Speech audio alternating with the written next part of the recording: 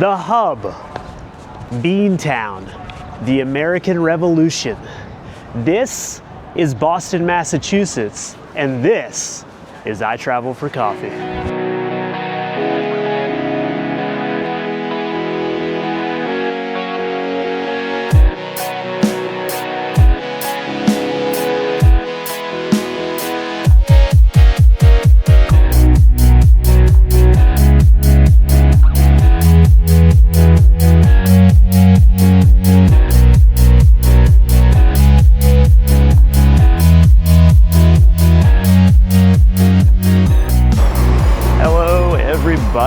We are coming to you today from Boston. Just got off the plane and looking to make our way in the Blue Line, which is going to take us directly downtown to our first stop of the day. So once you find yourself at the Boston Blue Line terminal, you want to get yourself one of these Charlie cards like this one here. And this will give you an entire day of on and off, both rail and bus. Hop on, hop off for 11 bucks. This is the deal you want to get because you don't want to pay every single time you come through. It's good for 24 hours. That's all I'm going to be here for. I'm going to use this, going to head downtown. Let's go. Not exactly sure how I feel about that. I think the folks in Pittsburgh might have something to say about that city of champions. I don't know, Boston. I think somebody might have had it first.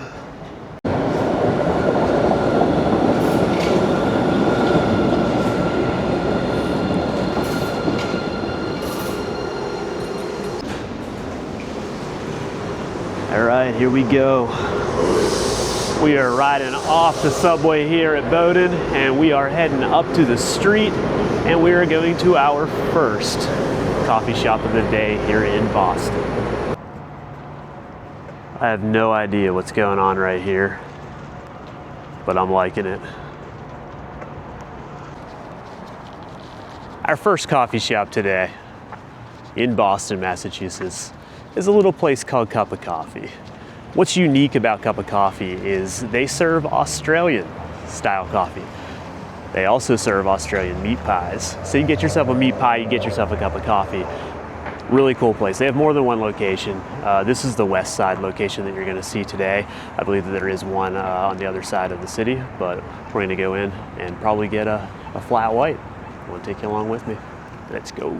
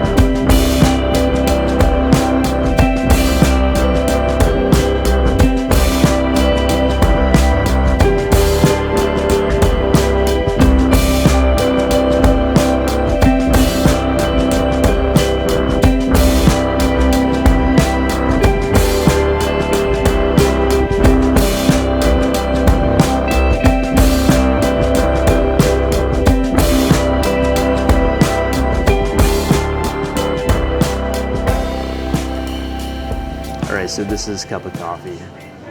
Really neat coffee shop here in Boston. Owners are from Australia, so a lot of Australia themed drinks. I got some Australian themed lattes, one that has macadamia nut in it. I went with a flat white because I felt like that's the drink I should have if I'm going to an Australian coffee shop. It's their thing. The flat white got popular in Australia. Let's go in for a little taste here.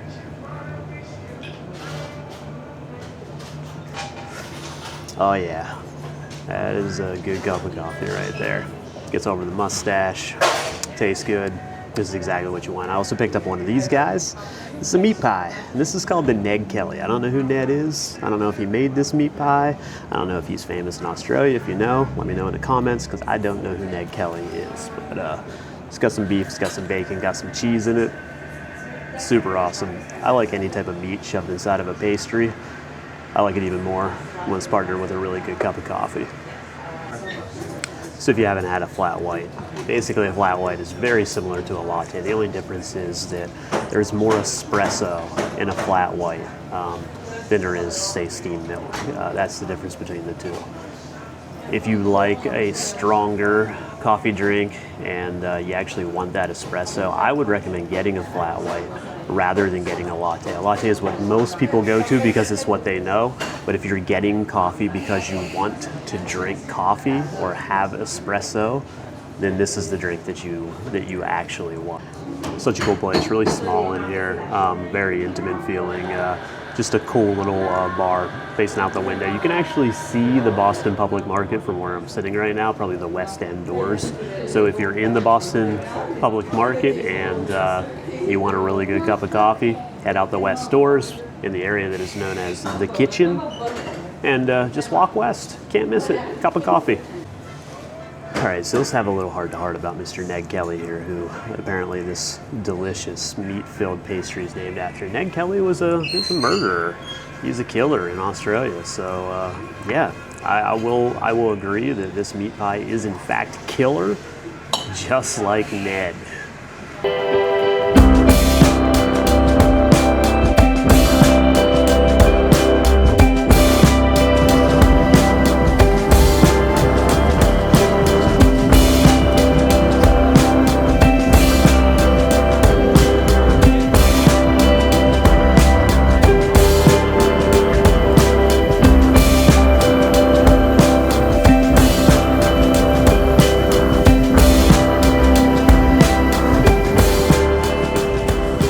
Cool little market, lots of fresh fish, lots of vegetables, all types of stuff. I want to call it the Boston Market, but I feel like you're going to get confused and start thinking about the rotisserie chicken chain, and I don't really know what the name of this market is. I think it's just a little pop-up market, but really neat. Lots of different fruits, lots of different fishes, and no rotisserie chicken like Boston Market normally has. Boston is definitely its own city, very unique, very historical. You have tourists walking around everywhere just checking things out, and the city itself doesn't feel like an average city. You know, leaving New York City or one of the larger cities in the country and coming to Boston, it's a totally different feel. It still is very much a city. It just has a totally different feel all to its own.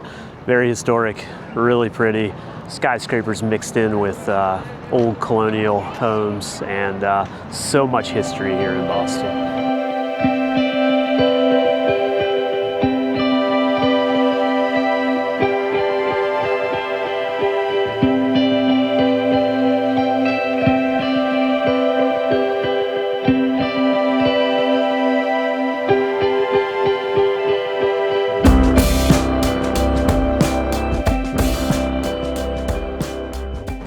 So we're fastly approaching coffee shop number 2 here in Boston's I Travel for Coffee. This one's going to be a really popular one with the locals here in Boston. And when I reached out and I said, hey, what kind of coffee shops do folks want to see in the Boston area? This one topped the list every time. So I'm really excited to take you to this one. Usually the locals know best when it comes to their restaurants and their coffee shops and just the city itself. So we're on our way. See you when we get there. All right, so coffee shop number 2 of Boston, right outside of Chinatown, is a local favorite known as Grace Note. Let's go in, let's check it out, and let's have some coffee.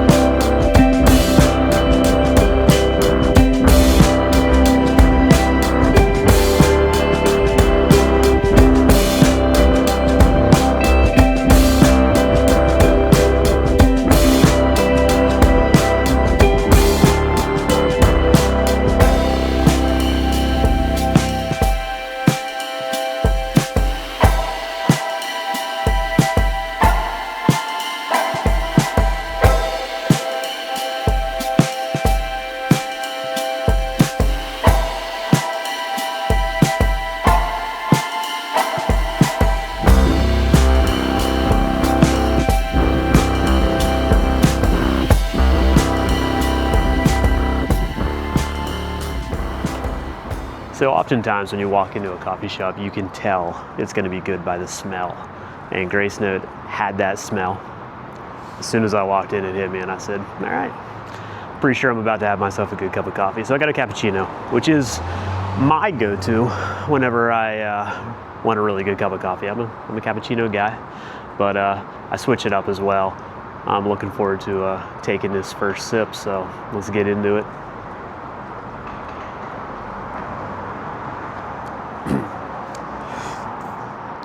Wow. Yeah, wow. That's all I have to say about that. That's insane. The flavor complex of that and the espresso blend that they're using in there is perfect for making a drink like this. This is so good. Really, really good tasting espresso. And it's insane. That flavor profile is something else. That is awesome. That is a really, really good cup of coffee. If you're in Boston, you're near Grace Note. Even if you're not near Grace Note, I would seek it out and try this. So good. And thanks for the recommendations. This is awesome.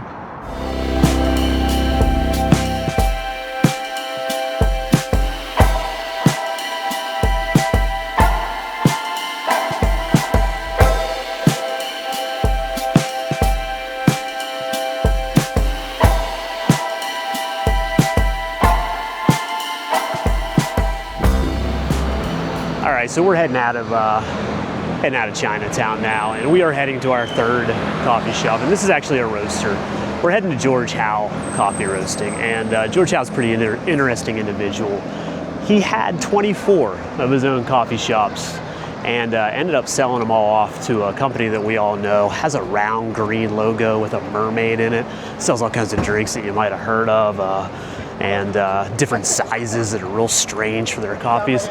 But anyway, back to George. He ended up coming here to Boston and opening up George Howell Coffee Roasting. And this is one that's been on my radar for a long time. I've been wanting to check out George Howell Coffee Roasters for a very long time. I don't get up to Boston very often, so I am pretty excited to head that way and take you with me. So we're gonna head to George Howell right now, and I'll see you when we get there. All right, the third coffee shop of today, which I am extremely excited about, is George Howell Coffee Roasters. So gonna go in here, check it out, gonna take you with me, and yeah, I'm really looking forward to this one. I hope you are too. Let's do this.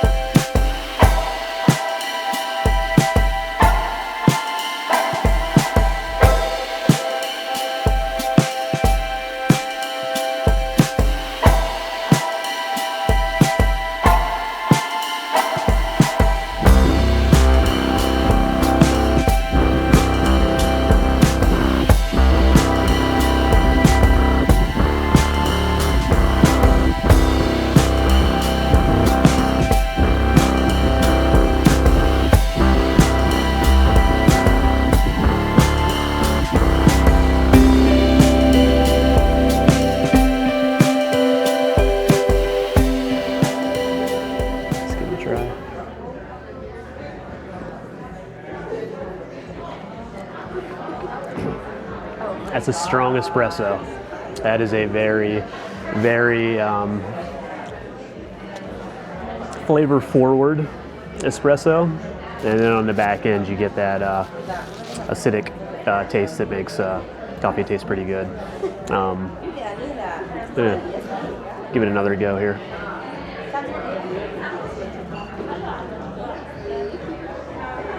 It's a different balance. That's a different balance of a coffee that I haven't had before. In fact, I'm having a hard time placing like what the flavor profiles are in that, but it's definitely a good espresso. I'm just not sure what they're using in it. So George Howe is using a single origin Rwanda coffee for their espresso, and yeah, definitely a unique flavor. A lot of times with single origin espressos like that, you don't get the same like flavor profiles as a lot of coffee, but it does something completely different, and this one definitely does that. It has a totally different taste. That is a base that you got to try, and it's really hard to explain. Like I definitely think that you pick up some chocolate tones in there, maybe some orange tones. It is a decent espresso, and definitely took me off guard. I didn't expect a single origin espresso. You know, a lot of times they're blends where they're blending more than one type of coffee bean together to give that flavor, but this one is just a single origin Rwanda. Very good from an individual who knows how to roast coffee very well.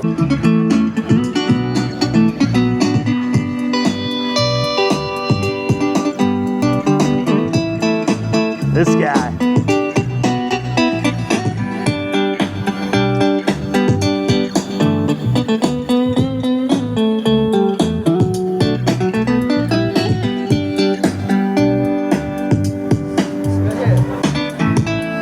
Thanks, man.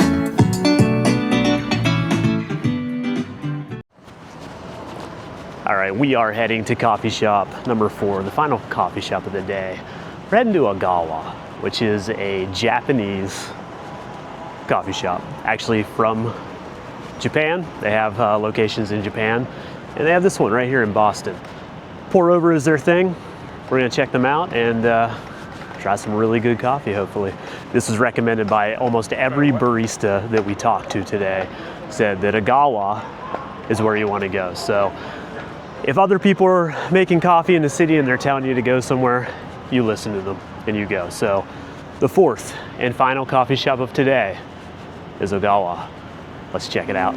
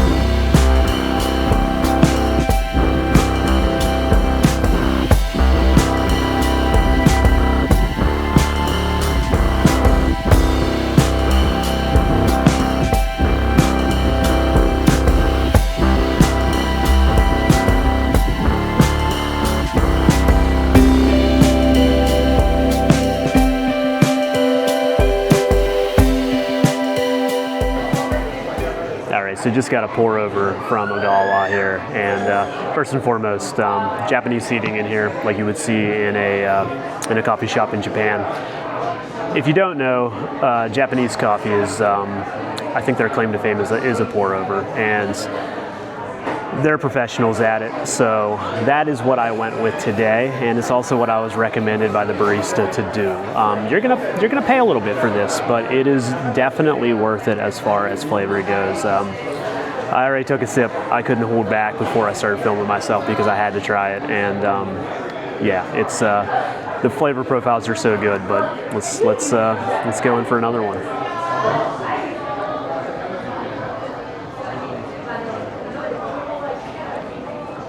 So good. This is an amazing cup of coffee. So I don't normally like to say like what the best cup of coffee was I had in a day, but here in Boston, Ogawa, you win. This is absolutely amazing flavors coming out of this coffee. If you are somebody who really, really wants to taste the coffee for what it is, Ogawa is your place. Get a pour over. They have many different ones to choose from. Like I said, it's gonna cost you a little bit, but I'm telling you right now, this is coffee, and it's delicious. All right, heading out, just leaving Ogawa Coffee. That was an amazing experience. Absolutely delicious coffee. The flavor profiles are amazing. I can imagine any pour over that you get there is gonna have that same effect. It's gonna have that blast of flavor, and every one of them is probably a little bit different. So there's something for every palate there. I rarely say it, I'll say it again. That was my favorite coffee of the day. Just filled with so much flavor, so much fruit. Delicious.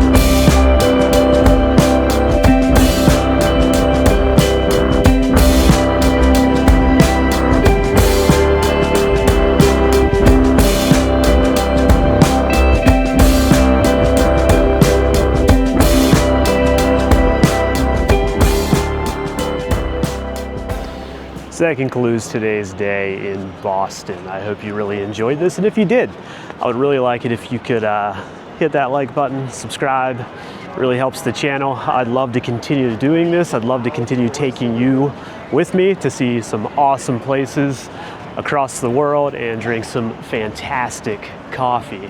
As I always say, coffee brings us together. It connects us. Sit down with somebody, have a cup of coffee. Just talk for a while. As always, this is I Travel for Coffee. See you, everybody.